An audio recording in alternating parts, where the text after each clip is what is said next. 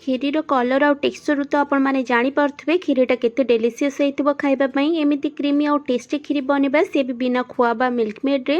आपण मैंने जदि गोटे थर यही प्रोसेस रे खीरी को बनै नेबे ना बारंबार एमिति बनैबापई इच्छा करेंगे। एटा एते डेलीशियस लगे खाइबापई। सेतिपई वीडियो को पूरा देखंतु। रेसिपी जदि पसंद आसिबो लाइक व शेयर करेंगे। चैनल रे नुआ थिले मो चैनल को सब्सक्राइब करनेबे। आउ जदि फेसबुक पेज देखिए प्लीज फॉलो करेंगे। ताहले चलंतु रेसिपी को स्टार्ट करि नबा। नमस्कार, किचन सिद्धलक्ष्मी को आपण मानकु बहुत बहुत स्वागत। ये रेसिपी बनैबा ना प्रथम ये देखो मुझे गोटे छोट बाउल रे हाफ बाउल ये सागुदाना नहीं आईटी आपण मैंने देखिपे ये छोट साइज सागुदानाटा अच्छी। आपण मैंने मीडियम कि बड़ जेकोसी साबुदाना ये रेसिपी को बन पारे। प्रथम ये ना मुझे सागुदाना को भल भाव में धोईकी 2-3 थर नहीं आसी। एवं मुझे गोटे बाउल पानी एड करके 10-15 मिनिट बतुरवाई छाड़ दूची। ता भर ये देखो मुझे गैस ऑन करके गोटे पेन बसई नहीं। पेन भल भाव में गरम है ये 2-3 चामच घी एड कर नौची। घीटा भल भाव में गरम है ये किसी फाड़ कर आलमंड आउ काजू को एड कर नौची। ए सब को एड कलापर लो टू मीडियम फ्लेम रे आम किसी समय यहाँ भाजी नवा जिते पर्यंत कि काजू और आलमंड कलरटा टिके चेंज न हो जाइथिबो। टू मीडियम फ्लेम रे गोटे 2 मिनिट भाजवा पर ये देखो यहाँ ना हल्का कलर चेंज कर साराणी। ये स्टेज रे मुझे अल्प किसमिश एड कर नौची। जेहेतु किसमिशटा बहुत शीघ्र भाजी हो जाए से मुझे लेट रे एड कर किसमिश एड कलापर यहाँ आउ गोटे 2 मिनिट एमती लो फ्लेम रे भाजी नवा। ये देखो सब जिनस बढ़िया भाव में भाजी हो गला। एबे सब ड्राई फ्रुट्स को ना आम गोटे प्लेट को बाहर करके रखी नवा। ये देखो सब ड्राई फ्रुट्स को मुझे बाहर कर नहीं जाइए। सेम पेन रे ना सीठी जो घी बड़ी से घी रे ये मुझे जो बाउल रे सागु नहीं से बाउल रे ही हाफ बाउल ये सिमेई एड कर नौची। सिमेई एड कलापर लो टू मीडियम फ्लेम रे यहाँ किसी समय भाजवा जिते पर्यंत कि सिमेईर कलरटा हल्का चेंज न हो जाइए। किसी समय सिमेई को भाजवा पर ये देखो सिमेई ना हल्का कलर चेंज कर साराणी। स्टेज रे यहाँ आम गोटे प्लेट को बाहर करके रखी नवा। ये देखो सिमेई सब को बाहर कर नेला परे ना पेन रे अल्प टिके तेल रही से तेल रे मुझे 2 चामच चीनी एड कर नौची। चीनी एड कलापर यहाँ मीडियम फ्लेम रे आम किसी समय कुक करवा जिते पर्यंत कि चीनीटा मेल्ट न हो।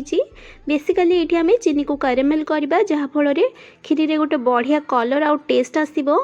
ये देखो किसी समय कुक कलापर ना चीनीटा भल भाव में मेल्ट हो जाए तार कलर ये चेंज हो जाए। स्टेज रे आम कौन करवा ना ये हाफ बाउल पानी एड कर नवा। पानी एड करके यहाँ भल भाव में मिसई नवा। ये आपण मैंने देखिपे चीनीटा ना पूरा मुंडा टाइप रो हो जाइए। गोटे 2 मिनिट भल भाव में कुक कर नेला पर देखो ये चीनीटा भल भाव में पूरा मेल्ट होकर पानी सहित मिसी जाइए। मुझे पूर्वर गरम करके रखिबा 500 ml क्षीर को एड कर नौची। आईटी ना मु अल्प क्षीर रखुची जोटा कि आम पर यूज करवा। एबे यहाँ आम 3 मिनिट भल भाव में मीडियम फ्लेम रे कुक करनेबा जमी क्षीरटा भल भाव में पूरा फुटीजिब। 3 मिनिट पर ये देखो मु पूर्वर भिजई रखा सागु को एड कर नौची। सागु एड कलापर यहाँ भल भाव में मिसई नवा। आउ 2 minute low to medium flame रे कुक कर नवा। मझे सब बेले यहाँ आम भल भाव में पूरा साइड रू एमती मिसई नौथिबा जहाँफल खीरीर टेक्सचरटा बहुत ही भल आसिबो। 2 मिनिट पर ये देखो मु भाजिकी रखा सिमेई को एड कर नौची और यहाँ भल भाव में मिसई नौची। आपण मैंने सागुर परिमाणटा सिमेई ठू टिके कम नेबे कारण से फुलीगला ना तार क्वांटिटीटा अधिका हो जाए। एबे देखंतु ये गोटे छोट बाउल रे 2 चामच मिल्क पाउडर नहीं और पूर्वर रखि क्षीर को ये एड करके ना गोटे स्पून साहाय्य भल भाव में मिसई नौची। एबे मिक्सचरटा को ना आम खीरी रे एड कर नवा जहाँफल खीरीर टेक्सचर और टेस्ट दीटा सारा बहुत ही भल आसिबो। एबे आम खीरी को ना 5-6 मिनिट भल भाव में पूरा कुक होगापाई दबा लो फ्लेम रे। आ मझे सब बेले मन रखिए खीरी को ना एमती साइड रू ही मिसई नौथिबे जहाँफल खीरीर टेक्सचरटा बहुत ही भल आसिबो और टेस्ट बढ़िबो। एटी देखंतु 5-6 मिनिट पर ना खीरीटा क्वांटिटी रे केते कम हो गलानी आ कलरटा मध्य केते चेंज हो गलानी आपण माने जानि पारुथिबे। स्टेज रे आम मीठा पाई 2 चामच चीनी एड कर नवा। ता सहित ये देखो अल्प टिके लुण एड कर नौची जहाँफल खीरीर टेस्टा बहुत ही भल आसिबो। एबे सब जिनस को भल भाव में मिसई नेला परे एठी आपण मानको देखौची देखंतु एठी साग और सिमेई ना सब जिनस बढ़िया भाव में पूरा कुक हो सारी। याठू अधिक आ कुक करबा दरकार नहीं। ए स्टेज रे ना आम भाजिकी रखिबा ड्राई फ्रूट सब को एड कर नवा। ता सहित ये मु 2टी ग्रीन गुजराती को छेचिकी तार मंजी गुड़ा को एड कर नौची। ए सब को एड कलापर ना सब जिनस को पुणी थे मु भल भाव में मिसई नौची। एठी देखंतु आपण माने खीरीर टेक्सचरटा देखि पारथुबे याठो आ बहलिया करिवेनी एमिति ही रखिबे कारण एटा ठंडा हला परे आहुरी मध्ये बसी जिवो तेणु एई स्टेज रे गैस रे फ्लेम को ऑफ करि नबा।